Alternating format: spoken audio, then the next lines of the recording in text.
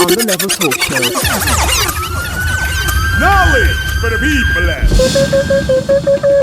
Get ready for some of the hottest talk on radio. The On a Level Talk Show is on the air. Let your voice be heard.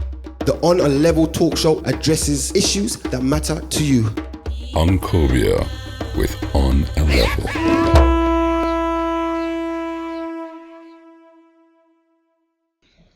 Okay, Dr. Kumordzi, could you introduce yourself? My name is Dr. Kumordzi. I'm an anthropologist, a musician, ethnomusicologist, dealing with Africa's lost knowledge system. I have been researching into this system since 1980. My discovery has come to show that all that has been said about African religion and spirituality until now by the Africans themselves, by the Europeans, by the African Americans, nothing is true. Because we have a different knowledge left by our ancestors, which has remained hidden since we left ancient Ghana and came to settle down in our various environments. Something has happened. The language key that governed the system got lost. The Adagana, we call it Adagana. It is the Adagana key that controls the languages of the Kwa language group. When I talk of the Kwa language group, the Akans, the Eves, the Gadangbes, the Yorubas, the Igbos, the Fons, all these people belong to one language group called the Kwa language group. And the controlling key is called Adagana. And the loss of this Adagana has made our languages to become distorted. And they have lost their original meanings. And because of that, we ourselves have forgotten the real meaning of what our forefathers have left behind for us. And it is this wrong information that we have also fed to the Europeans and to any outsider who has come to learn about our culture. So it is this wrong information that we have been feeding to our generations. Okay, so you're saying with the fall of ancient Egypt, we lost a lot of the knowledge of our spiritual systems as various groups fled from ancient Egypt and went under attack and moved down into places like Ghana. Yeah, it was we who actually built Egypt. The founders of Egypt are here in Ghana. It was because they left Egypt that Egypt fell. The Egyptians today are not the Egyptians. They are the children of the conquerors, those who came to drive us away. The real founders of Egypt are the Eves, the Akans, the Gandangbes, the Yorubas. Those people of the group called the Kwa group. They were the founders of Egypt. How can you substantiate that? How can you prove that? Oh, because if you go into the shrines, the hieroglyphics, you find hieroglyphics there. And then also, if you read into the Egyptian history, you will find most of the names of the kings, and most of the places. You can find the same names here. In the course of the study of Egyptology, the Egyptologists either deliberately distorted the names so that we cannot get their true sources. But here and there, a few samples come through without being filtered. And then you see that they are actually our people. If you read Ivan von Septima, Egypt Revisited, you will find that most of the names, the first kings, they were Eves. Like he said, Pepi. Pepi is an Ewe name. It's the name of our Adelaja. That's his name. Huni, Teta, Teti, Ramesses. They say Ramesses. These are all Amamu, Anani. These are all Ewe names. I went to Professor Honung in Basel. He said they have discovered a lot, but what has happened is that the names, the language that governed the Egyptian civilization, until today they don't know which language it was. But from the little that has filtered through, it is clear that Ewe was the language spoken in Egypt. And you are from the group Ewe. Yeah. Okay, tell us a bit about the spiritual system of the Ewe people. Now, I know we're not going to get to know everything because it's a lot of the information is guarded and kept secret, but please share with us what you can. The hermetic schools, in the Egyptian system, they talk of the hermetic schools. Yes. The hermetic schools, they say there were 6 or 7. Actually, there were 7. The 7 hermetic schools of Egypt. The 7 hermetic schools, we brought them here.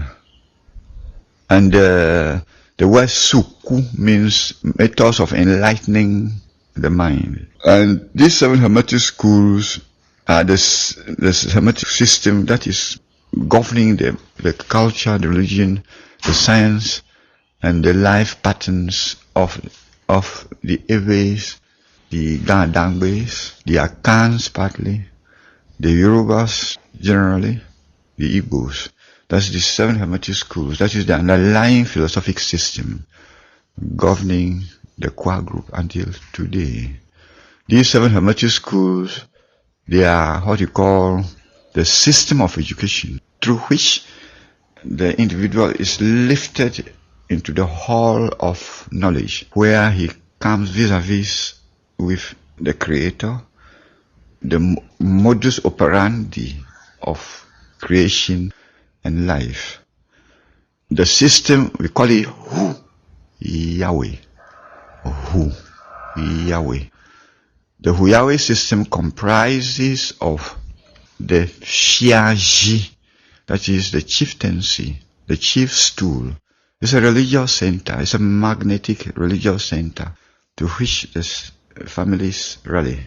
It is in that system, through that system, that the chief is initiated into the ideas of politics, how when people come together to live together, there's a system that governs it. That's called the Shiaji. It's the teaching center of society, the political organization center. Then we have the voodoo. The word comes from voodoo. These are the problem-solving systems of society, where society is helped through various means to facilitate life. We can call it the science and technology system. That's the voodoo system, where the telephone, the aeroplane, the computer, these are living entities which are called down to be established on earth on certain principles to be used to facilitate life. That is what we call the voodoo system. So the voodoo system is not something hocus pocus. It's a science and technology system. So you're saying, for example, that this mobile phone, this Nokia phone, is a living entity. It's a living entity. Yes. It's a living entity. If you call it, it will respond. Yeah. It makes sound. If you phone someone, yeah. Yeah. You call it, it will respond to you. It's a living entity. The aeroplane in the air is a living entity. The auto car is a living entity. The computer is a living entity. We call it sumo. That's which can think. They are entities governed by deities. And then we could hold them down, build upon certain the principles of vibration, rhythm, movement. That's the controlling, and the chi, which I talked to you at the beginning, the chi, electricity. They are meant to solve problems. So the science and technology system is what we call voodoo. Voodoo has not to do with zombie. Now, so that's the voodoo system. Then we have the Tronhovi. The Tronhovi system is we call the Agbujimawa. These are the creative deities, the creator deities, the Elohim. This is what is Elohim. They are harnessed, some of them are harnessed to serve as the rallying point of society, That's where society meets to begin to understand the laws and the mechanisms of creation, so that they know how to do to enhance life. That's what you call the Trahovi system. It is to this Trahovi system that we build schools for the education of women, because we have the idea that the creator is not a man but a woman. It's the dual principle, male and female. The female principle is but the creator, is the creator of all things. We call it Mama Aduna, or Kriti. It has plenty names, or China, the giver of consciousness. It has a lot of names. She embodies all the powers of creation, whereas the male principle embodies all the principles of creation, the powers and principles. These are there too. The female deity, the China, or Mama Tagbahelu, has plenty names. She embodies the 10 powers of creation, which we call Helu. The power of vibration, the power of rhythm, the power of mathematics, the power of consciousness. These are embodied in the woman. So, every woman is a creator.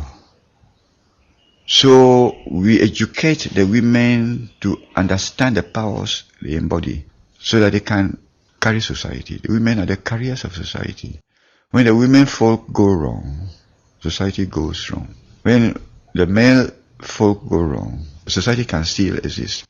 So we build a special school around the Trahovi schools, where they are initiated into the laws and the modality of creation, so that they know meticulously about the modus operandi of cosmos and life. That is the Trahovi system. Then we have the Efa system. The Efa deals with the cosmos and the totality of the laws governing it, and the human mind. So Efa takes you into the mechanism of the body, mechanism of mind, the mechanism of your psychic nature, and links you with the totality of creation, and tells you how life is made, so that you know how to handle it. That's the Efa system.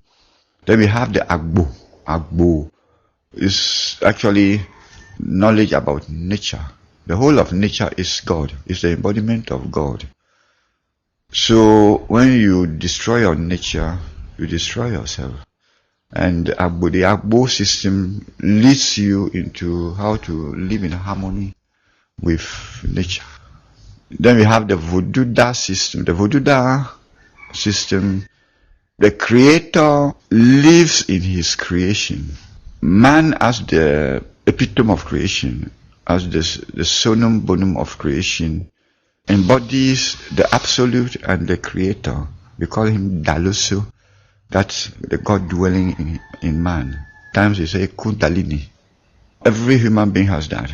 When you say Kundalini, you mean the life force energy? The life energy, the life force.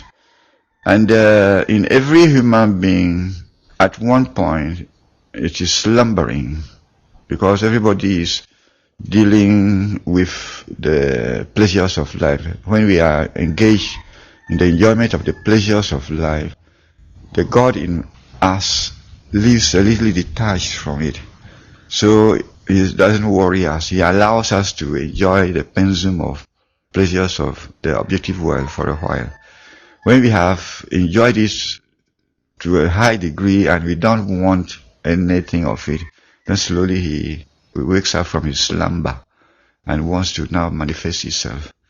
Now, when that point comes, you are taken into the Voduda school, and then you are taught how to deal with yourself, and slowly reawaken the God within you and lead him back to join with his creator. We call it Dajezo. Dajezo means self-knowledge, self-awareness.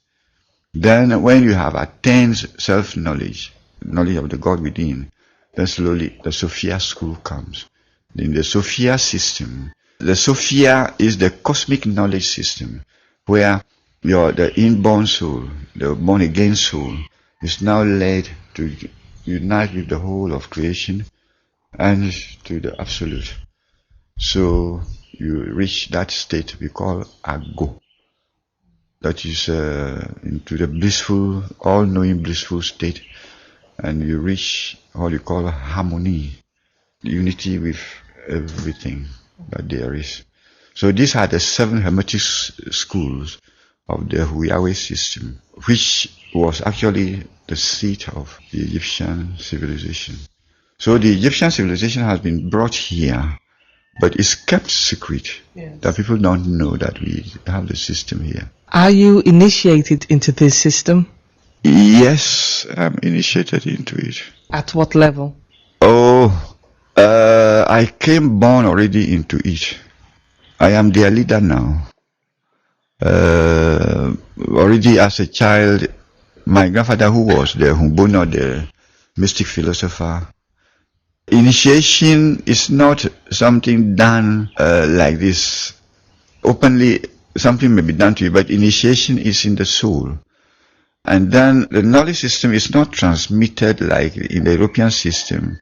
The knowledge system is initiated by proxy. When you want to know something, you live with the person day and night. And that's the apprentice system.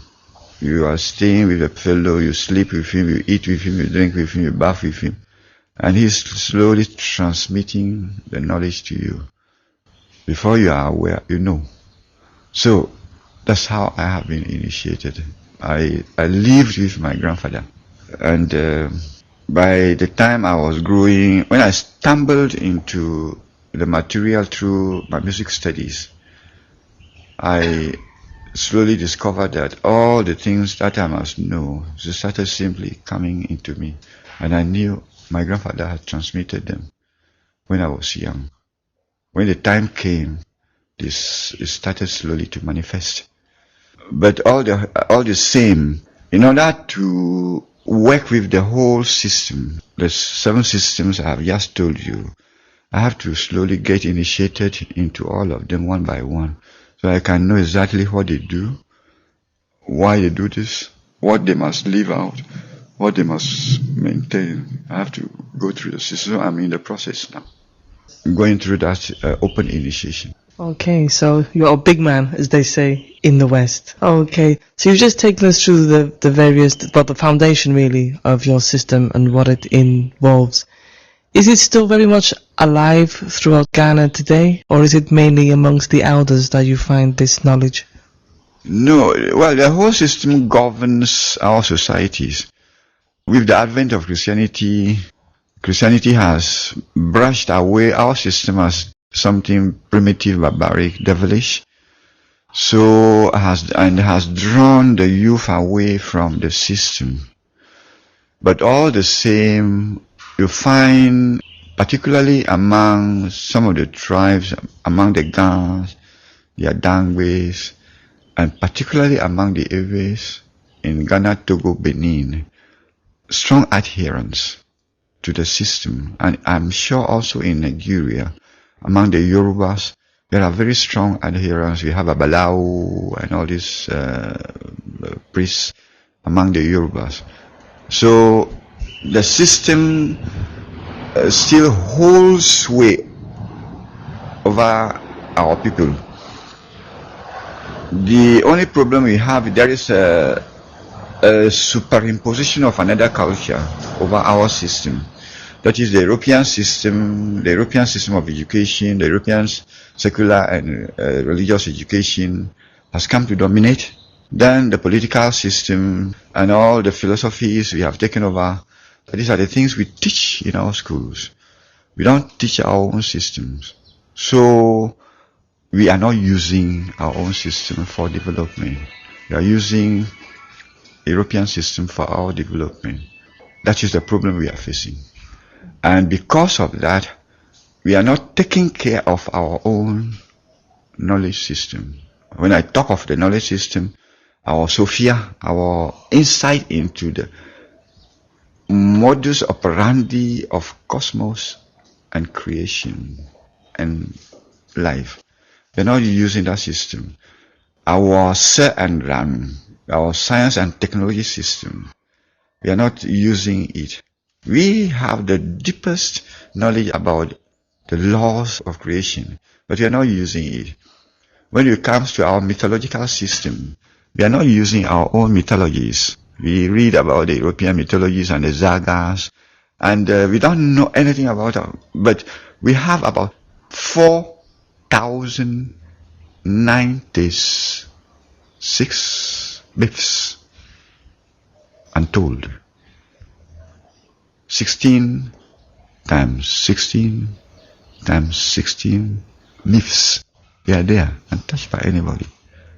So we are not using our own mythology. We are not using our own theology. You see, we call God Deo. The Greek word Deus came from there. Then Latin Deo and Theo, European English language Deo. They say write it Theo, Deo. So theology, the whole logo, that is the mystery of God and His creation. That's called Deologo. We call God Logo. That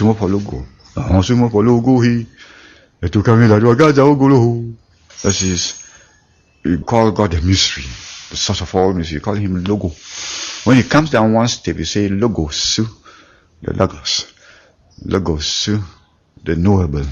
The logo you cannot know, you cannot fathom, you cannot differentiate. It's unfathomable. You cannot describe it, unspeakable.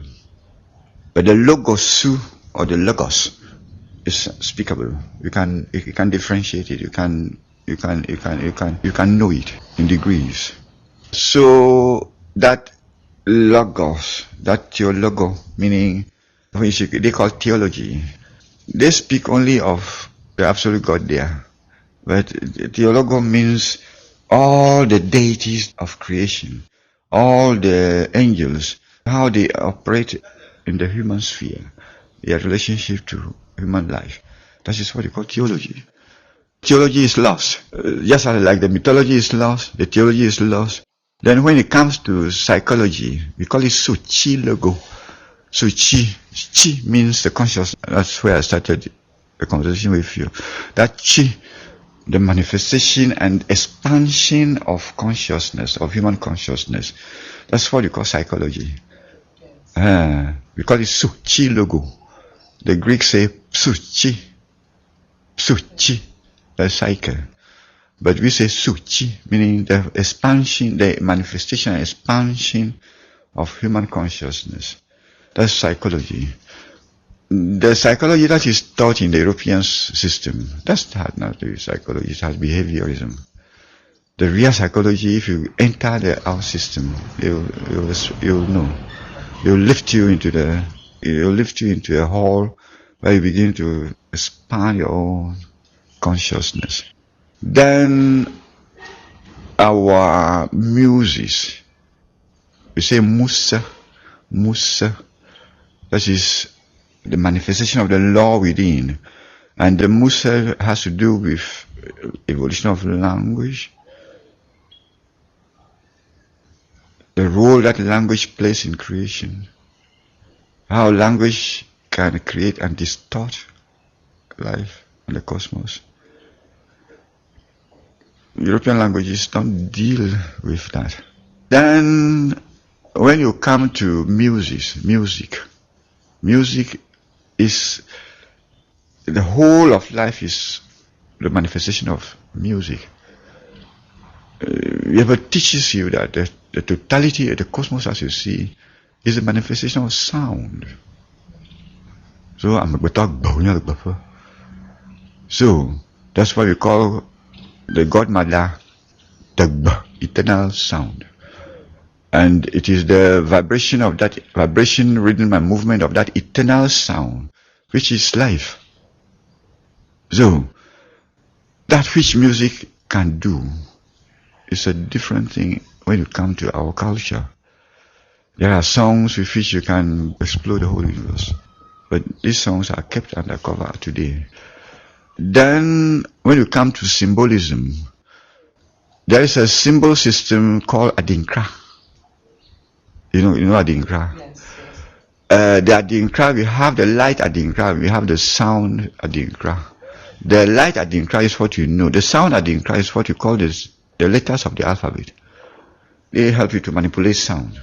The sound Adinkra, the letters of the alphabet, we call it Adagana.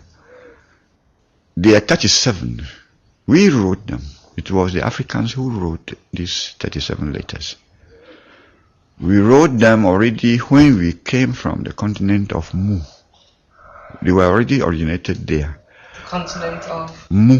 That's where the Hamid people came from. We came from there, went to Bangladesh, where we impregnated the Indian culture. Then from Bangladesh, we went through the Red Sea to Sumeria and impregnated the Sumerian culture. Then we came back to Africa to impregnate the Egyptian civilization. Now, the 37 letters of the alphabet is only the Ewe language that has only these 37s. That's why we use all over the world, we use the Ewe letters to do phonetics. You go to any phonetic system, you'll find that it is the 37 letters of the Ewe alphabet, the 37 characters of the Ewe, this thing, and the sound system that are used to do phonetics all over the world. That is called sumobolo. We call it sumobolo. Symbol. That's where the word symbol comes from. The Greek says sumobolon. This is sumobolo. That is the creation that will help you and lift you into the mystery of life and creation. That's because symbol. So that is symbolism. The symbolism, when it is well mastered, leads to the evolution of science and technology. To technology. How the things form themselves in the cosmos. After this, I will show you a little bit of the Adagana. So, then the Sophia, the cosmic, finally, through all this, how the man is lifted into the hall of knowing, where he discovers knowledge, he knows that he knows. And that knowledge brings bliss and eternity. That is what we call Sophia, cosmic knowledge. That is the system. Okay. For those of us as black people... Oh, no, I haven't talked about the school. Well, the schools I have described to you already, the 7 hermetic schools. That is the system that is used to initiate the individual into the whole Sophia system. Okay. What does your system say about us as human beings in terms of why we are here on this planet and what our purpose is?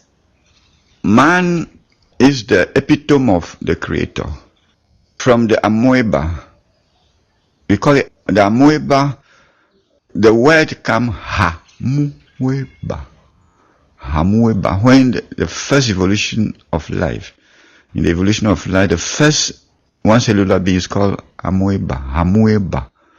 Hamueba means it is the human, the blissful, deathless human beings coming on the way. So, with the evolution of the amoeba, the evolution of the human being has been programmed in it already. It is the end of the evolution of the amoeba, that is the human being. So the one cellular being, the Americans call that word today amoeba, meaning it is a human being on the way.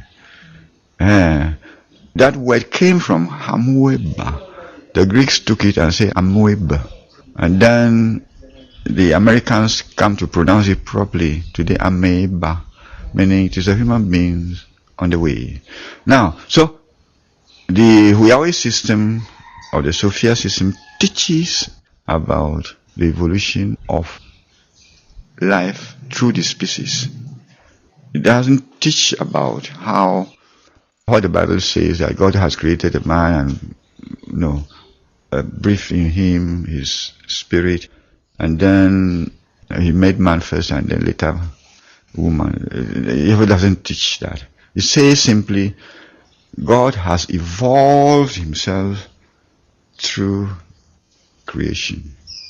And then the beginning of the embodied life starts with Hamueba, when he has programmed the evolution of human being. So the human being evolved through the species until finally they became the dolphin. From the dolphin, the human beings came. And then when they came, we call it Hamu. Hamu. That's the name of the first human being. And in that name, Hamu Bto means Hala is the male, Bto is the female, and Mu is the totality of the creation. Man was at time mineral, the human being was at one time mineral, then he became the amoeba, then he became the fish, he became birds, he became plants, he became animals. He went through all the species before finally. So man has embodied in himself the totality of the experiences of creation. So he is the embodiment of the totality of everything. And in him is Hala, the all-knowing blissful one, the male, and Beto, the female, creator mother, the mother goddess, and the totality of the experiences of all the living beings. So that is the human being. Okay. He is the epitome of everything. But what happens is, somewhere along the line, through the identification with the pleasurable nature, he forgets about his blissful nature, all-knowing blissful nature. So what happens is that, slowly, as I have pointed out at one point, so long as he is enjoying the pleasures of life, let it be. When finally he is no more enjoying it, it gives him no more pleasure, he turns away from them. Then his all-knowing blissful nature begins to awake. And then he slowly turns towards the Creator again. And then there are various schools through which he is taken to slowly rediscover his inborn godly nature. And then slowly he is reunited back to become Amuzu. God and myself are one. Now, when he becomes that, then he becomes a blessing to all humanity. He becomes a source of knowing, bliss, and comfort to all storm-laden souls. He becomes a help to humanity. That is so. So why do we incarnate? Oh, the incarnation is simply, life is like a school. When you come, you go through a pensum of experiences. When the body you have brought to here is slowly tired, saturated, because all the things that you go through leave their mark on you. They leave their spirit, they leave their effects on you. So slowly the body becomes tired. Now when the body and the mind becomes tired, then you drop it. Now you drop it at a point where you cannot go any further. But the totality of the experience you have got through all your activities, the past and the present, you take it along. And then you go and rest for a while. And you are sorted out. Those things you have done well, those things you haven't done well, where you have failed, where you have been successful, they show them to you. And then you decide again to come back and continue. It's a school. Until you reach that final destination we call the final dissolution, where the soul doesn't want anything of the earthly pleasures again and he wants to join with his primordial source. You must be coming back. You're coming back. 1,001 times you are coming back. Going through a pensum of experiences until finally a final dissolution comes where you don't come back again. So that is the process of reincarnation. How do we know these things? Because, I mean, particularly for those of us who live in the West, where everything is based upon fact. So you have to prove that that is so. For example, how do we know that once we cease to exist? So, for example, once I, Ankhobia, no longer exist, how do we know that there is life after? Once that body goes 6 feet under, how do we know that there's life after? You agree with me that knowledge is always experiential. If you say, I know, it's something you have experienced. Yes. So, in the field of real knowing, you have to throw away the books, information. Then you experience something, and that becomes a part and a parcel of your inner being. Even when the thing is called, it awakens that experience within. So, the question of how we know about our past lives is experiential. Like every knowledge is experiential, so also the knowledge of the past can only be experiential, that you yourself you will know. I'll use if you eat sugar, the taste of that sugar is only in you. You cannot describe it to anybody. But anybody who has eaten sugar before, if you mention sugar, it knows, it feels the sweetness. Our forefathers used the word mo, meaning sex and orgasm. It's a state of awareness. You can read all the books, it will not be there.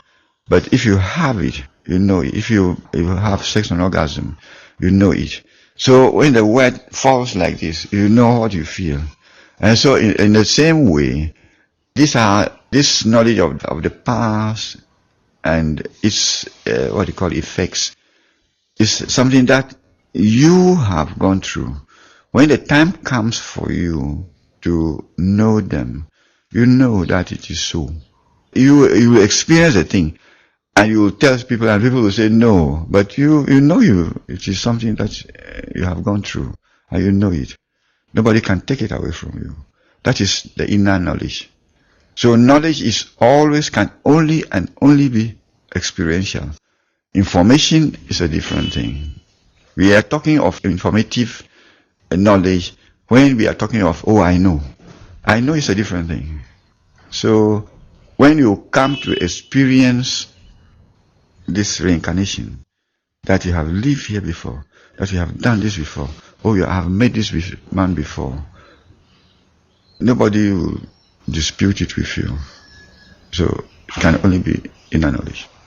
It's like sometimes if you're quiet in meditation, it's almost like sometimes you can stop yourself and there's like a thinker inside of you. I can't quite explain it, but there's like a thinker inside of you that can see things. Even if I was active doing things, there's like someone inside of me who can see things, if you understand what I mean. How would you kind of describe that? What is that person that's watching? Some people call it the knower or the thinker within one. How would the Iwe sister describe that? Within you, the God within you is always awake. Although I say he's slumbering, just half slumbering. So when you are meditating and you are expanding your consciousness, here I talk of expansion of psychology as the manifestation and expansion of consciousness. When you are meditating, what you are doing is that, first of all, you are bringing the mind to focus. And then, as it begins to focus, you begin to contemplate your own nature. And in that contemplation, slowly, when you reach the highest point of contemplation, that is, you consider the various aspects of your being, slowly the mind becomes quiet. Then you reach the state of meditation.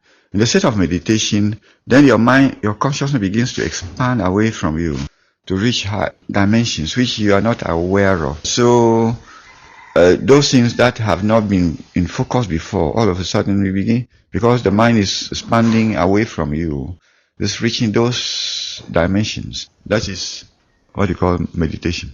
But sometimes it can happen even if you're not meditating. You can be watching television and you can be focused watching television, but then there could be something within inside of you, like another person inside of you.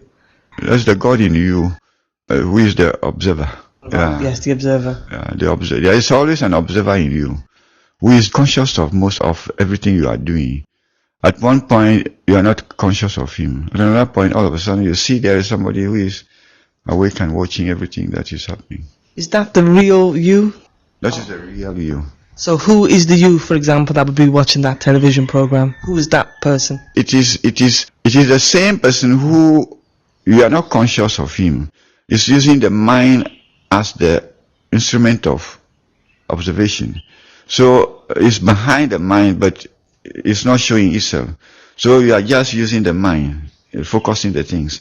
But then slowly, as the mind becomes quieter and quieter, the mind and the observer becomes one.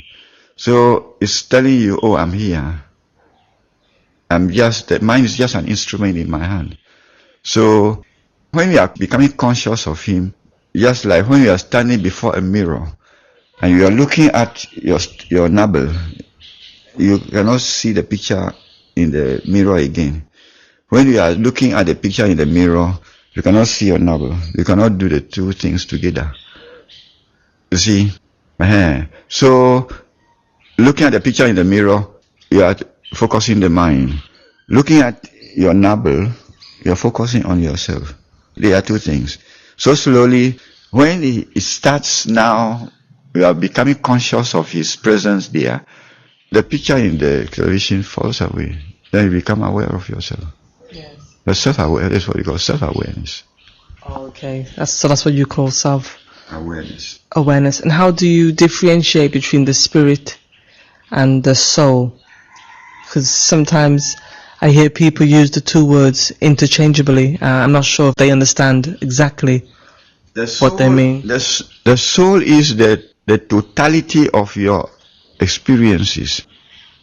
It's just like you are wearing a shade now. You are wearing a shade. That shade is made of experiences. But the one who is wearing it is inside. True or false? True. Yeah. That's why we differentiate the soul and the spirit in every culture. We call it Da, Loso. Da Loso. Da is the soul. And Loso is that spirit, that untouchable, undescribable. And that's the logo within you. That's the mystery, the source of all mystery within you. But it's carrying the totality of its experiences. And that is the Da. So it is the one which is dealing with the external world, and the one which remains untouched. Finally, the two merge together. Yes. The spirit is internal, the soul is external. Is the one who has dealt, the soul is the one who has dealt with the formal world. That he has dealt with the world of object, the world with the physical, the mental, the psychic world. That is the soul. But there is somebody sitting within him that is never touched by these things. The one who is behind, governing the soul to move that way and that way. The soul can be touched by experiences, but the spirit can never be touched by these things. It's a pure, eternally pure one. So does it make sense then for people to speak in terms of, to heal one spirit? Should it be to heal one soul? Yeah. Rather than spirit. Yeah, it's wrong. Yeah, it is the spirit that is from which the healing force, the Helu and the Haya, is flowing, which can never be touched. That is the spirit. The blissful and the healing force. The healing force we call Heli or Helu, and the blissful force we Hala. So these are the two forces that are always behind the soul. That's why at times when you get sick and then you feel lost, slowly when you are coming back, there's some inner energy flowing back. That's the Helu and the Haya. So in every you say Mahaya. Mahaya. The Ga say Maheli. So that is that the two forces. Mahaya means your blissful nature, your creative nature is again, and it is these two forces with which we bring forth. When your mother is going to produce you, she experiences orgasm. That's the Haya, the Ha force, the Hala. And that energy with which the sperm flows, that force becomes your creative force. So it is these two principles, the Helu and the Haya, the Hala, which now becomes the source of your being. When you are totally down, these two forces, your soul will begin to, at one point after the impurity that has made you sick, when it is cleared enough, then the forces, when that impurity comes, it blocks the flow of the Helu and the Hala. So after you have cleared that impurity sufficiently, the two forces begin to flow. That's why you say Mahaya. Is that in any way related to the Egyptian word Ma'at? Is that in any way related to the Egyptian word Ma'at? No, Ma'at, you see, we call the creator Mati.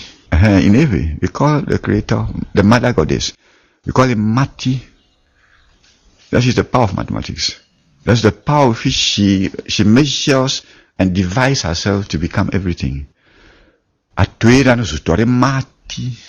where the math comes from. That's the power of mathematics. That's why you call your word mother Mama.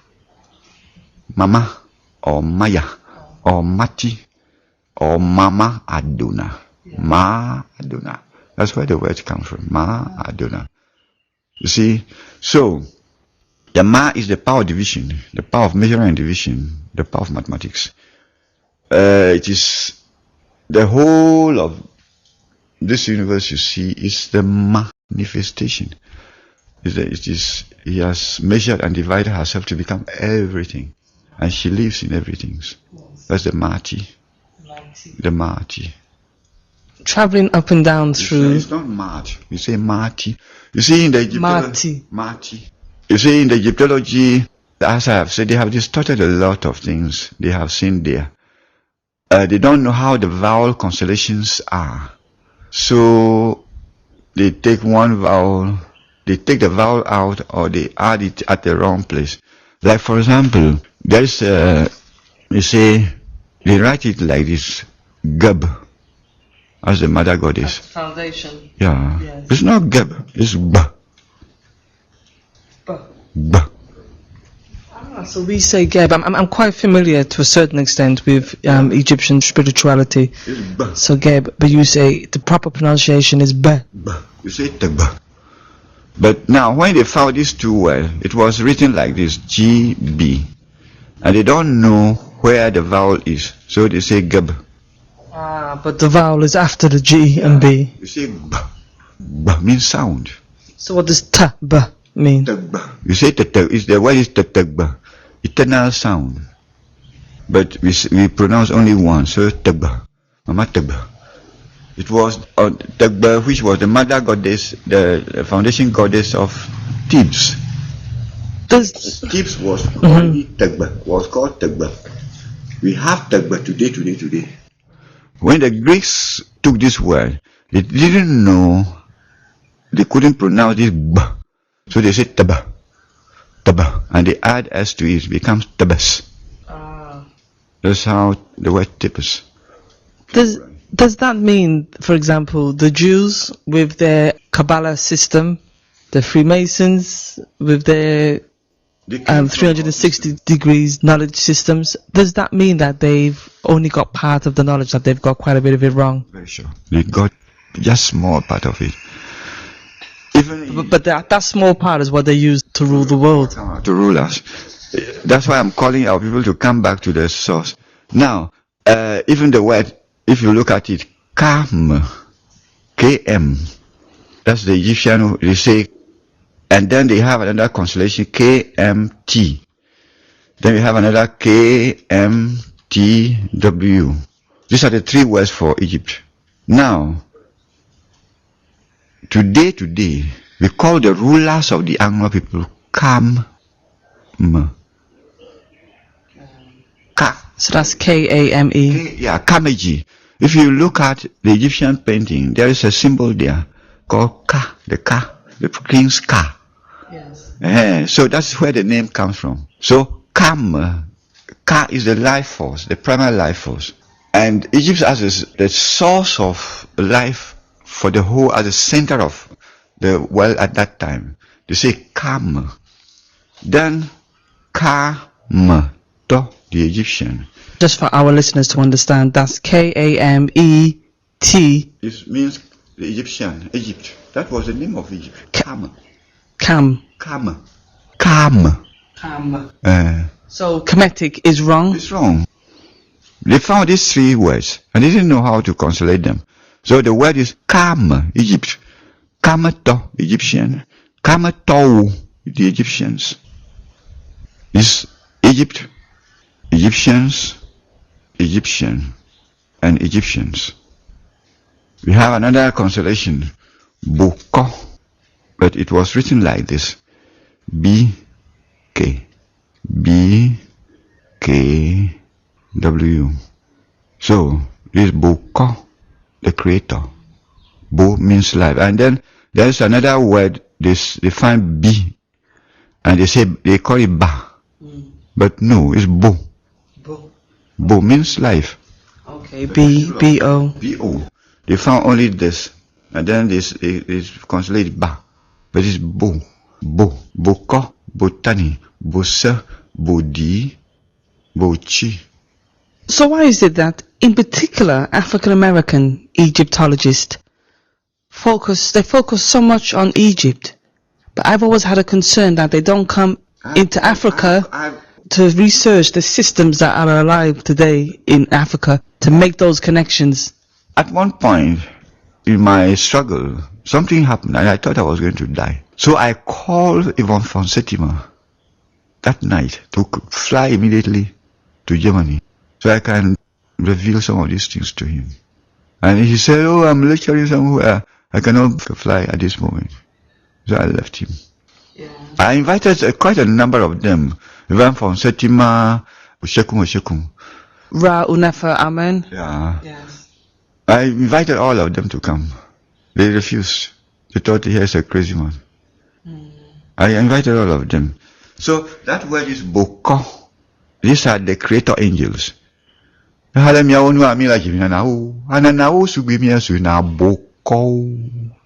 creator angels. A Boko subimia suna yevelu. Yasasu.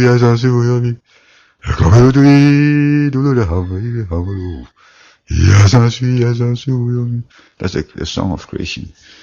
So we have Boko, then Boko, the creator angels. Boko. So that song you were just singing there, the song of creator, translate it for us. Oh, behold the mystery creating nightingale. She creates her mysteries in her. With this song on our belly, we create Anana. After the Anana, we create Boko. After the Boko, we create the angels. After the angels, we create the mind. After the mind, we create the physical universe. That's how the song.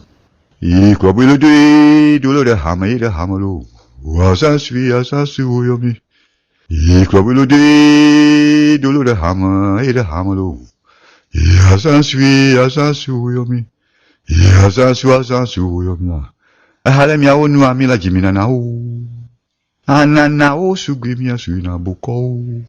Abuko sugimi asuna yevelo. Yazasu yomi. Klobelode dulo de hammer, de hammer. Yazasu yomi. That's it. So we have the buko. Another word, ntro, N-T-R-W. The letter. No, it's not neutral. The transformers, neutral.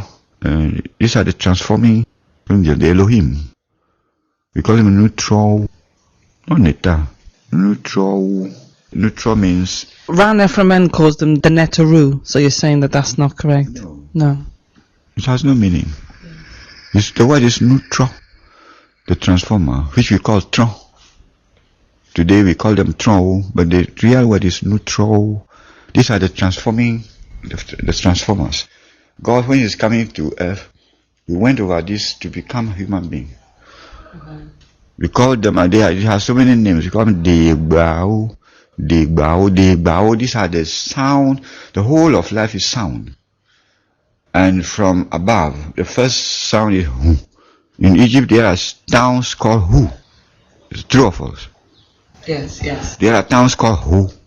We have all these towns today. So, with all of this knowledge that we have still intact, why were others able to overpower us? Because at the time of Egypt, we would have had more knowledge than what we have now. How are others, people, able to come and overpower us? Where did our religious systems fail us? Very simple. You see, the Europeans, before they came, they made a plot. The plot was to dislodge the African from his cultural system. Now, with the slave trade, the able-bodied youth, male and female, who should have been initiated into the knowledge system, this knowledge system, were carried away to build Americas. So, when we moved from from Egypt, we built Ghana. The Ghana civilization was built by the Aves. Ancient Ghana. Yeah, it was built by the Aves. The Ghana means the mother goddess, as the controller of rhythm. And from ancient Ghana, you get Mali and Songhai. Yeah. Yes. So, when Ghana fell and we moved down to the forest zone, most of the able-bodied, the custodians of the culture, the old men who knew about the traditions, started dying away. And it was exactly at that time that the slave trade started. And then the able-bodied youth was carried away. There was nobody to transmit the knowledge to. So, after 300 years, when they stopped the slave trade, the able-bodied, the custodians who knew about the things died away. And they haven't transmitted the knowledge to the youth, to the next generations. So a knowledge gap ensued. What I'm trying to get at as well is there seems to be something that exists within our culture that doesn't, for example, they say that back home, a lot of people like to say, Africans, very humble people, and that's the essence of our spiritual systems, is that we're very humble, loving and forgiving people. But to me that doesn't make sense. If other people are destroying you, something should come into play within your spiritual systems that says destroy those people. From you see people coming to get you, there should be something within your spiritual systems that says, destroy these people. But yet you allow them to coexist amongst you and gradually eat away and destroy your systems. Yeah, you see what happens is when everybody youth who should have carried the knowledge into the future were taken away, finally, after 300 years, a knowledge gap ensued. Now, then, when the Europeans came to begin to write about us, to find things about us, the same people, Mangopa, Stanley, Livingston, and all these people, to come and write about us. And the information we ourselves gave them about our culture was not the correct information, because we didn't know anything about our real system. So, they went and manipulated this wrong information and put them into the schools, the various schools of Oriental and African studies in the universities. When our youth came now from Africa or from the Caribbean to study with them, that is the knowledge they give you. You go into the libraries, the books you find to read about us don't give you the real information about our culture. So they use this false knowledge to brainwash our people, so that we don't believe in ourselves again. We believe that our culture is primitive, barbaric, and good for nothing. And we believe in what they now put before us. Then they turn secretly, if you go to the Catholic system, there's something we call Homerism. They took the Egyptian gods, Ta and all these gods. They are sitting in the Vatican. It is upon these gods that the Vatican city is operating. They only change their name to saints. That's what we call Homerism. And then there's the Christian, Amok, Kabbalah, and all these systems. They are our voodoo system now taken into esoteric schools, and they go and use this, evoke these deities that are helping them to create science and technology. That's why they are overruling us. So what has happened is our own people, the African Americans, are poor at that. They feel they know. They don't know it. I have always told them, when you come, don't think that we, the Africans here, we don't have anything to offer you. We have things to offer. Rather help, come and help. We dig the things out. We know the languages. Truly, at the moment, I'm the only one who has this knowledge. I try to do a little bit of broadcasting, but then I don't have even the money to push it through, because every program you want to do, they say sponsorship. So I don't have the money to do it. Yeah, a friend of mine was helping me come through a little, but something happened. He died through an accident, and since then that program has been arrested. So the little that has filtered through, everybody, when I move with you, you see the reaction that people know that I have something to offer. But then they complain that I'm lost to them because I don't have the money to do it. That's why I'm doing business now, so that I can get some money and push the material through. Fortunately, the school, the Yoruba system themselves, they have now registered it as a national religion, and they have taken me as their teacher. The system itself. We have the monasteries, the Sophia monasteries, the Voduda monasteries, the Agbo monasteries, the philosophic, the Zubana houses, that all the things are still there, functioning. But only the real knowledge, as I said, is lost to them also, and to our educated folk. That's why we are not moving. Until we turn back to this, and we begin to unravel all these things, and begin to make it the foundation of our education system, the continent will remain like this. But there's for example, I make documentaries, radio documentaries, so I would love to learn from you and to make documentaries and tell the story that way. But then there is also the danger in that the knowledge could get into the wrong hands, isn't there? No, it is not a knowledge that is open like this. You cannot do anything with it until you come to the source. When I say Tagba, Jong Bagaya Kosu, you see, Jongbe Gahaya Kosu Bujugbe, a Gahaya Kosu Bujugbe, Jongbe Gahaya Kosu Bujugbe, Babana Gahaya Kosu, Jongbe Gahaya Kosu Bujugbe, a Jongbe Gahaya Kosu Bujugbe. Vibration, rhythm, and movement of sound is the mother and the controller of life. That's the fundamental teaching of this Yoruba system. It is this that even if we say ka meji, abla meji, kabla, it becomes Kabbalah. Ah, yes.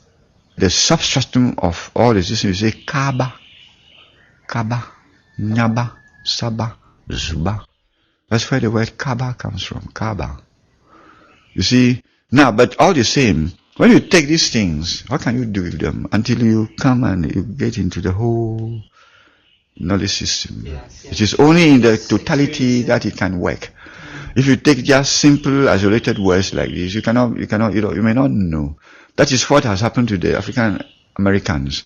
When they came, instead of coming back home, I've invited them. I cannot name them to you. Professor Jeffries and all these really came, but they are not interested in all these things. So, why? Is it fear? Or is it because they're making money from what they've written already? They only wanted money. Something that could quickly help them make money, but not in the substance. Like everybody who came is just interested in making money. What he can quickly take here, well, publish it or do something to make it. Oh, he knows. Then he makes a little money. Then they are satisfied. But then that's one of the problems I have with some of the knowledge that's out there, is that it's just information based. They can't bring you a system. They can't show you how to solve the problems that you face in your life, in your community. It's just, bits of information that they give you. I find that some of the Europeans now involved in the New Age movement, I find some of them are better able to show how the knowledge they have can be used in the real world more so, to solve problems. So, they'll talk about the laws of creation, the laws of abundance, and the laws of attraction, and various other laws that they talk about, even though they themselves don't have the whole thing, but still they can show you how to use aspects of it to bring forth what you want. To mobilize life. They are using it, but our people, when it created the Neta language, Meta language, he came here and I approached him. That language, we cannot move anything because the world is created by language. You see, the word la, gu. Gu is the creative, so la, gu, ga. You see, langu. Change this to gauge, language. It's the word that is used to move things, to move the universe. So you say now what Ram Nefferman has done, but he's had some success with his system, surely? No, language, when you don't pronounce the thing properly, it will not be. But he's created the oracle system, he's created the tree of life system. To tell you the truth, that oracle system, can he do anything? He doesn't know what the oracle system is. The oracle system is a well-founded system upon 16 principles. Bameji, Kameji, Losemeji, Trupemeji, Budameji, they are there, Tulameji, Chimeji. They are the 16 principles and powers that create this universe. That's the oracle system. Even when this man, when Abimbola took the Yoruba Ifa system to America, Abimbola understands nothing about this oracle system. These things are not playthings. The very things that create the universe. That's what we use to do to form the oracle system of the universe. It cannot be otherwise. And when you say Ba Meji, that's one of the oracles, the oracle system. Ba means sound. Sound. Everything is sound. But what happens is that sometimes these spiritual systems, as you say, do get corrupted. I mean, I was talking to some young youths the other day on I forget where I was, but I think it was by the Royal Palm Hotel, somewhere around there. And I was talking to some of the young guys on the beach who are now Rastafarians, and they are also they're Ga people. So they were telling me about their spiritual systems, and if they want to, they can just make money appear like that and things like that. And I was saying, and I said to them, is that all you know? Pardon? This has nothing to do. If you talk of spirituality means to create life, to make life work. So, spirituality, you must know how to do with the body. You must know how to do with your energy. You must know how to do with your mind. This mind you see, look at the blue sky. That is the mind of the universe. We call it He. That's how our fathers call it.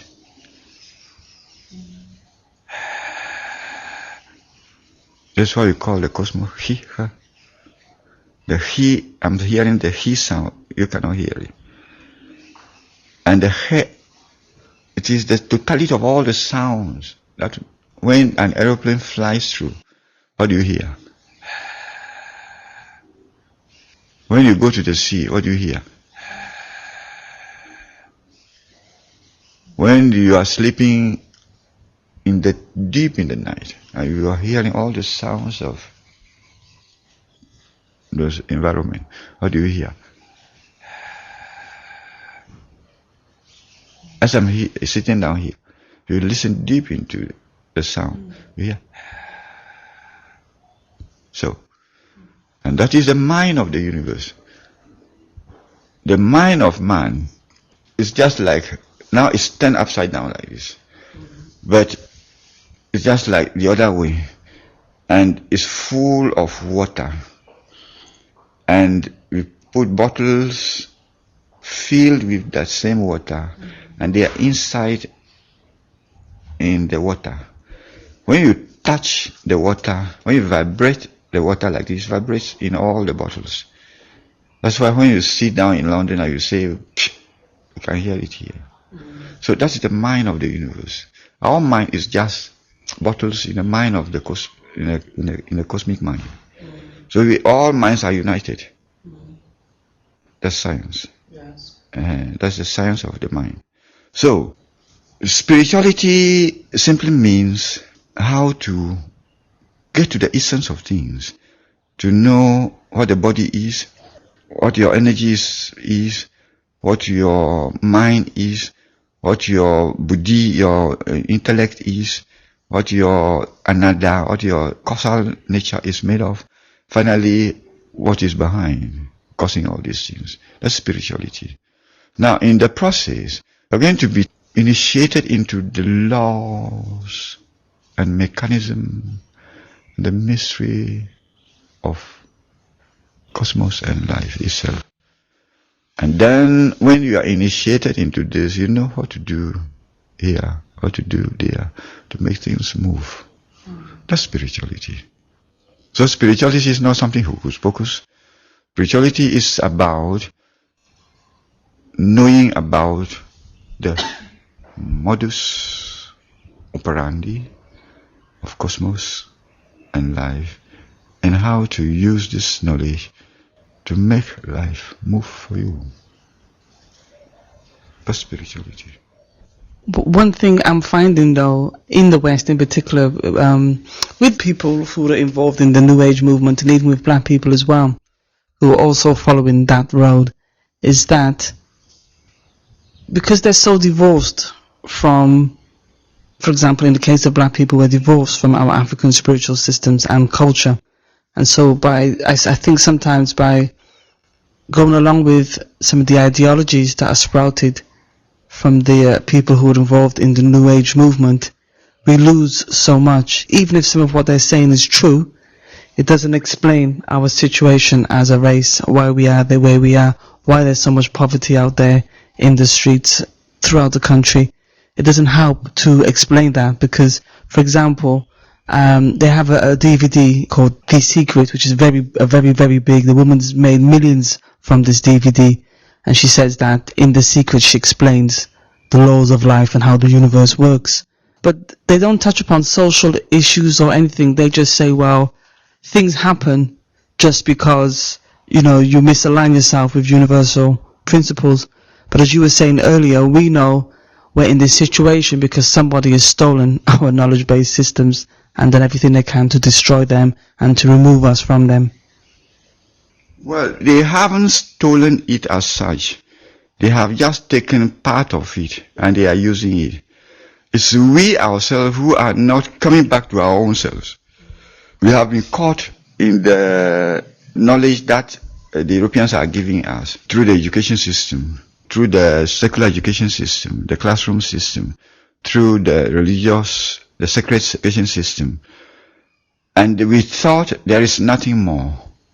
We have been brainwashed to believe that we don't have anything. That is the problem. And then they have brainwashed us to the point that the teachers in their own classrooms believe that we don't have anything. That is our tragedy. Instead of now, education helps you to do what you call the methodic mind, to acquire the methodic mind, the searching mind, the analytical mind, the questioning mind, and finally the penetrating mind, like the sperm and the egg. The sperm knows there is a hole somewhere. She must penetrate, enter the center of the egg. So, any form of education gives us only these 5 qualities. The searching mind, the ordering, the methodic mind, the analytical mind, the questioning mind, why, and finally the penetrating mind. After going through the European system, we must use these qualities to begin to question our own sources. Then, when we have done that, we begin to discover that our forefathers have left something beneficial for us. Until we do this. Now, what we do is, when we go to the schools, okay, we must fulfill certain conditions to get the certificates. But after getting the certificates, what do? We continue quoting their books. Why don't we use the system now to begin to look at our own selves? Why can't we begin to use this thing to look at our own selves? When I was writing my doctoral thesis, when I started discovering these things, at the University of Cologne, the professors were saying, oh, you must write the thesis like we write it in Europe. I said, no, I'm not writing this thesis for you. I'm writing it for Africa. So, and they said, no, why do you write it? I said, no. When I leave here, I'm going to be with my people. So I must look at the world like I'm going to look at the world there. So I refused to write the thesis according to this thing. I wrote it for the African. I refused to quote European books into it. I didn't quote one single European book, except books which touched on the subject I'm doing, like Dr. Fiagbeji, who wrote about African traditional general metric, music, the general metrics. So I used him intensively, and where he went off track, I criticized him. That was all I did. Then they refused to take on the thesis. But I was patient 2 years. I was playing with them until something happened. And they took the thesis and gave me summa cum laude with the highest honors and asked me to translate this thesis to meet the whole world. I haven't done it yet because I'm still searching to get the core to all the thing. I have got it now. I'm going to write. So, then I threw away all their books. I threw away all the European books because they will not help me help my people. And I'm still doing it. That's what we have to do. After you have got that quality of mind, the searching mind, the methodic mind, the analytical mind, the questioning mind, and the penetrating mind, you turn it to your own people and see, what have our people here? What have our people here? What have our people here? Why have they done this? You question it. Then you begin to discover. Yes. This is what we are not doing. And the black race is lost because of this. Until we begin to do this, nothing can help us. Was that your wife? Yeah. Oh, okay, you're married to a white woman. No. Okay. I didn't find you earlier. If I had found you earlier, I would have married you. Oh, okay. There's so much African women here in the country. You haven't got to wait for me to come here. No, I married before I left here. And then I was in Germany for 22 years. 22 years? Yeah. Okay. I did all the research in Germany. Yes. And then you find her like this. That's Nefertiti. That's Queen Nefertiti. Oh, your wife, she's a reincarnation of Queen Nefertiti. That's the okay. reincarnation of Nefertiti. She's come to help Africa. She has devoted her whole energy, her whole life to help the continent. That's Nefertiti. I'm not joking. I know you're not. Yeah. I know you're serious. Yeah. Interesting. So. Okay, so I thank you very much for your time. I'd like to come back and speak to you about how we as black people in the West can return back to this information, how it can help us, whether we come for 3 months out of the year, 2 months, and go through a process of initiation and back and forth, or what? How can we come back and learn from you as the elders about this system? The system is... And not just the system, I mean the knowledge, everything that comes... Yeah, we call it the knowledge system. Yeah. If you go into the teaching of our ancestors, there's a deep teaching they left. And the teaching is simply this. Duao pelekawanuau. Ayanya nunya shido duko shia duko dengo. Ayanya jizola agbo shiamaba. Udumavi. Wasabuji. Elle durette. Translated. The treasure, that is the beauty and the pride of every nation, is the knowledge system upon which they stand to plan their progress. It is the joy of this life that you as a citizen, you are initiated into this knowledge system. And you try to live according to this knowledge. Only so can you help your nation make sustainable progress. Have you taught, like, for example, your wife this knowledge, this ancient African knowledge? Oh, she lives like me. Yes, okay. So, the epitome of it is simply this, that every nation, every group of people must have a knowledge system upon which they must stand to plan their progress. And it is the duty of the education system to initiate the youth into this knowledge system. And then the youth try to live according to this initiation, the knowledge that is acquired. It's by so doing, they help a nation to make sustainable progress. Now, if you go to the nations of the world that have made progress, all these nations, they have knowledge systems which they are using. Yeah, Chinese, the Indians. Yeah. The Chinese one, we call it Taoism. The European one, we call it Hellenism, based upon the Greek experience, although they took it from Egypt. The Indian one, which they have now slowly started using, we call it Vedanta. We gave it to them. The Islamic one, they call it Islam. What have the Africans put in position? What have you put in position? We haven't put anything in position. So we have become a play ball in the hands of all the forces. The Chinaman comes, we jump at him. The Indian man comes, we jump at him. The European man comes, we jump at him. The Japanese come with his Shintoism, we jump at him.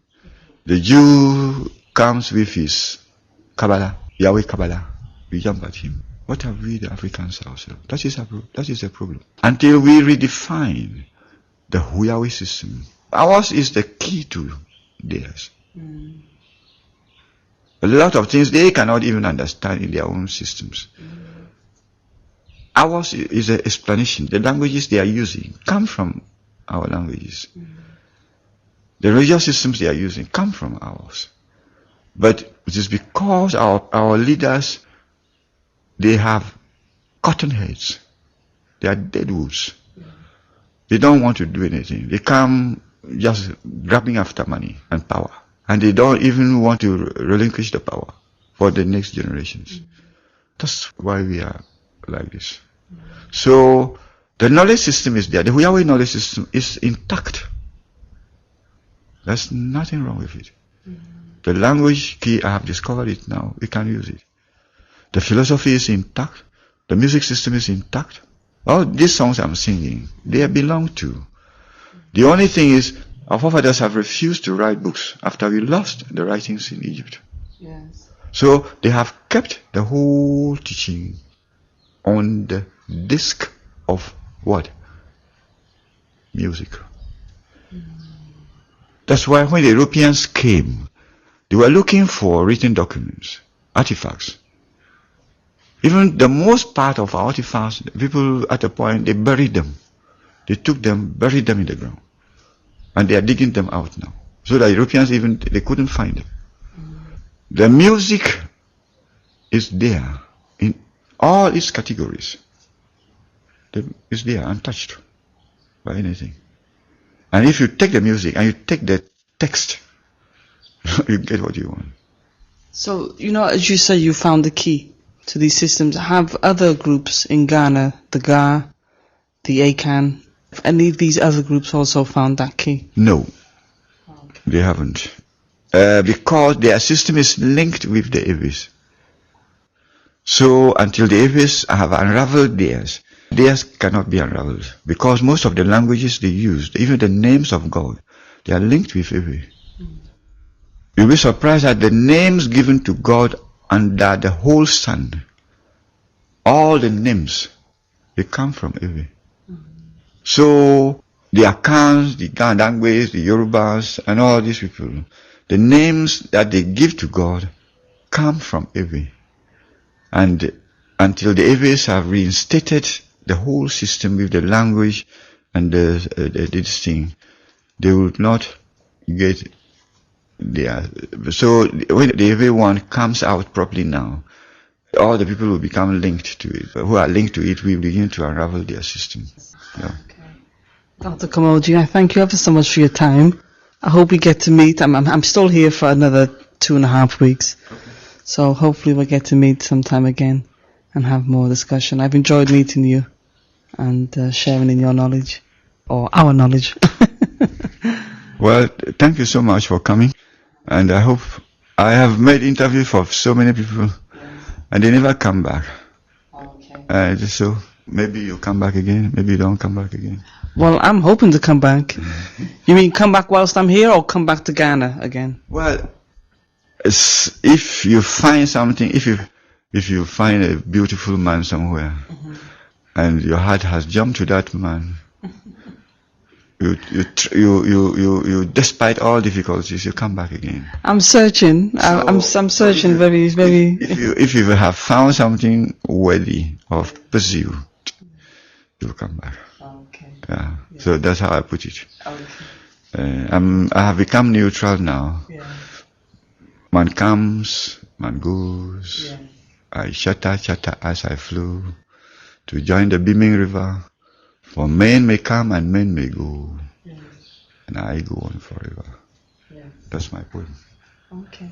You may come, you may not come. I'm hoping to come back. Oh. I mean, it is difficult, don't get me wrong. I've seen some things here that are... Don't get me wrong. Yeah, but I am hoping to come back. It's a challenge. Yes. It's a challenge. I say people come. I do a lot of interviews to many people. This is for my talk show. It's called the On A Level Talk Show in the UK. The On A Level Talk Show. So why don't you invite me there one day? To the UK. I'd love to get you to come along to the UK. When I have the funds. Yeah, when you get the fund. It's always fun that is killing the African. Yes. It's not getting money to. Religion can be propagated only by money. That's why all the religious groups, they have money. They have money. The church has the Bank Ambrosianus. And they get money. They have a worker group called the Patadio. Is it what do you call it? They have an army of workers. Yes. Opus Dei, the workers of God. Yes. Opus Dei. And they work. It's a monastic group, Opus Dei. They work, and when they grow old, they donate all this work, money and everything to the church. That's where the church gets their money. I see. It's like when I was talking to the young guys on the beach the other day, who said they were Ga, and they tell me about their system of gods, etc., and about money. And I said, well, if you believe that you can just say a few words and money just appears like that, then go and do it and get out of this poverty. If you believe that's what can happen, because I don't believe that can happen, but if you believe that, then you use that to get out of the poverty. No, you see, what happens is magic is good, but you can't bequeath magic to your children. Knowledge, pure knowledge as to how to get things is better. That knowledge you can bequeath to the children. So I don't believe in magic.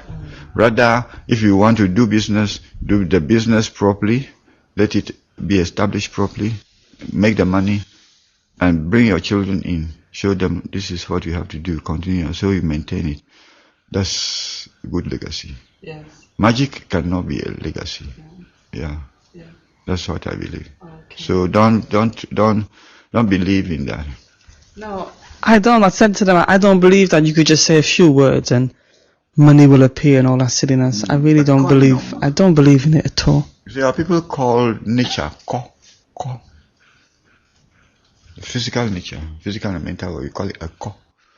So a logo, ecology, economy, economy. Oh, okay. So economy means living and dealing with nature. Yes. You must, and the one who has understood the laws and the mysteries and the mechanism of nature, we call it akwe. And then the one who has been blessed by material prosperity, we call it akwe Allah. So eco, nature, ecologo, ecology, economy. And the one who penetrates nature, we call it akwe. And then when he's blessed by akwe Allah, that is somebody has material prosperity. Akwe ragbe viragbe. Akwe ragbe means the blessing of material prosperity. You see, that's a different language. Okay, so we don't believe in magic, using magic to make money. You cannot maintain it.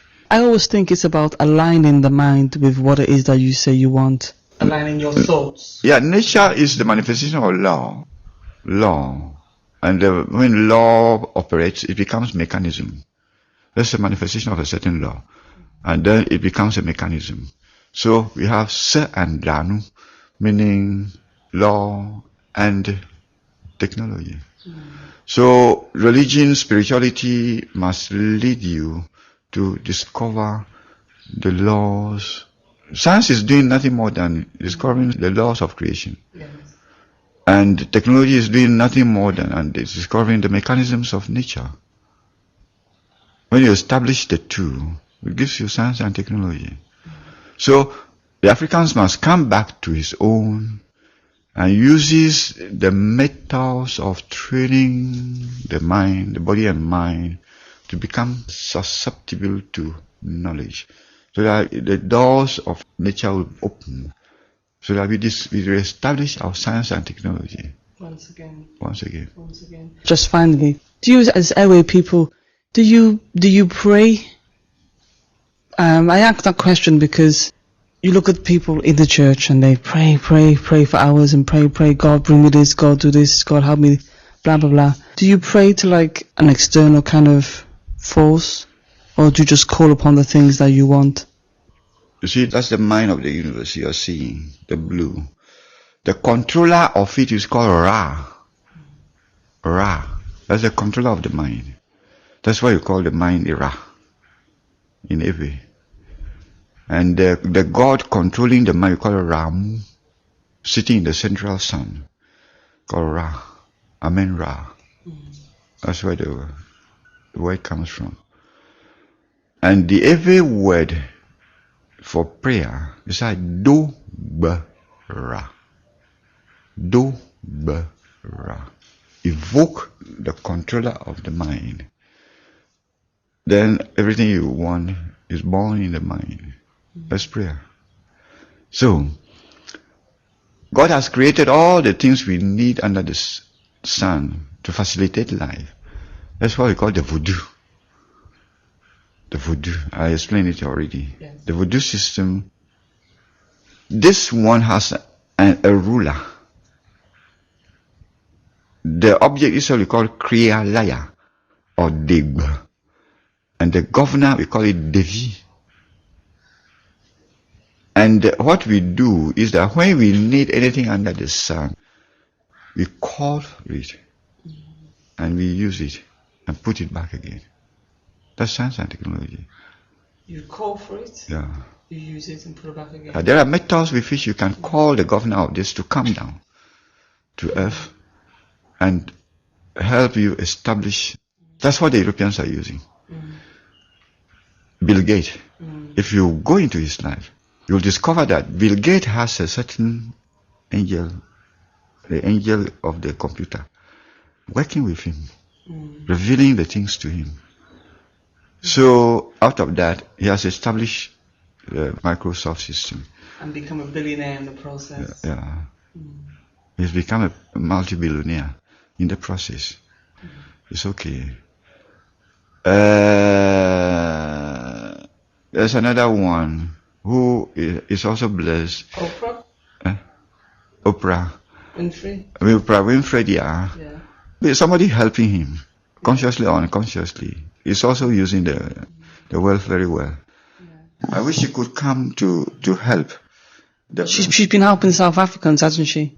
She's married to South Africa. She should come to West Africa until the West African people rise. She's not married to a South African. No, married in quotation. Oh, okay. Yeah. She loves South Africa. Oh, okay. Yeah. She loves South Africans. She's helping there. But she should come here. If you could invite her to come. So that we use her money a little to raise the race. This system must be, we must pump money into it. She must turn her energy to. Yeah. You see, we are under the sun. We are earthly bound. And we must understand the things properly. You don't do it magic. Yeah. God doesn't work that way. He wants you to understand the laws of the things so that you can know how to manipulate them. You can know how to move them. But some people don't. Surely people like Oprah and Bill Gates just stumbled upon their wealth in the sense that they just followed their calling, what they came here to do. They just followed that calling and the wealth followed afterwards. You must go near them and tell them of something different and try to convince them until you have convinced them. When you have convinced them physically and they have turned to it and they pick it up, then they will devote their whole energy to the bitter niger, the last consequence. That lady you saw, I convinced her that there is something there. And then she started living with me and she has been transformed. So she has devoted her whole energy through all the suffering. She's there. And that's how you win things. If I use magic to charm you, when the magic is no more working, what do you do? When I use magic to charm you as my wife, to love me. I don't deal with charm anyway. Using magic is just like using charm. But I've had men try to use magic on me to get me to marry them, and it doesn't work. No, it doesn't work at all. I deal with integrity. So I will use that. I will use something else on you. Okay. I'll use integrity. I'll use power of love, real love, and dedication. Then I'll win you. Okay. So that is for how everything we have to do, even in science. When the computer angel started appearing to Bill Gates, Bill Gates gave that angel that dedication. Then the angel stayed with him. That's how it goes. You get me? So when they start appearing to you, you have to devote your whole self to them. Then they give you to, because these are law systems. You must understand them intellectually. If you don't understand them intellectually, you cannot deal with them. They will disappear. You don't know how to do. So they work on your body so that the body is ready to perceive. Then they work on the mind. You become susceptible, supple enough to begin to understand these laws. And then they work on your psychic nature, so that the body, the mind, and the whole being is ready to embody this law. You are going to be the embodiment of this law. The Bill Gates is the embodiment of the computer. That's why he is working those wonders. And that's how it works. What I'm telling you now, I'm the embodiment of it. I'm not picking it from any book. So that's how knowledge grows. Yes. You must prepare yourself bodily, energy-wise, mentally, intellectually, psychically, so that the body, the thing becomes part of you. You are it, and it is. So, do you follow a Pacific diet then? Yeah. I'm a fruitarian. You're a fruitarian, and you look so beautiful, if I may say. I hope your wife hasn't heard that. But Yeah, my wife is also a fruitarian. yeah, you look very. I mean, like you look very well, very strong and bright. I'm a fruitarian. You're a fruitarian. Yeah. Okay. So I have to, the body, it needs a certain degree of transparency. There's water in it. If this thing is dirty, you cannot see the water. There's glass. If the glass is dirty, the microscope, you cannot see through. So that degree of transparency must be maintained before you can carry knowledge. A lot of people think you can carry knowledge by reading books. No. The body must reach a high degree of transparency. The mind must reach a high degree of purity. Your psychic nature must reach a high degree of translucence. That's the transcendental state before you can carry knowledge. And to do that, you must transform. You must change your diet. You must change what you drink. You must change all the things around you before you can carry knowledge. Okay. Well, give a final word to our listeners. The final word is with you. Say something to our listeners who will be listening to this interview when I get back from Ghana to the UK. Say something to them finally. What I just want to say is that the black race has suffered for some time now. We cannot blame the Europeans or other people for our suffering. Every time somebody is suffering, it means something is not in position. Something is wrong somewhere. So when the black race is now suffering, it is because we have left a stone unturned until now. Since we came to settle here in the forest zone from ancient Ghana, we have neglected our own culture, our cultural foundations, our own heritage, our own knowledge system. All the other nations that have made progress are making progress because they have turned at one point in time to the knowledge system of their ancestors.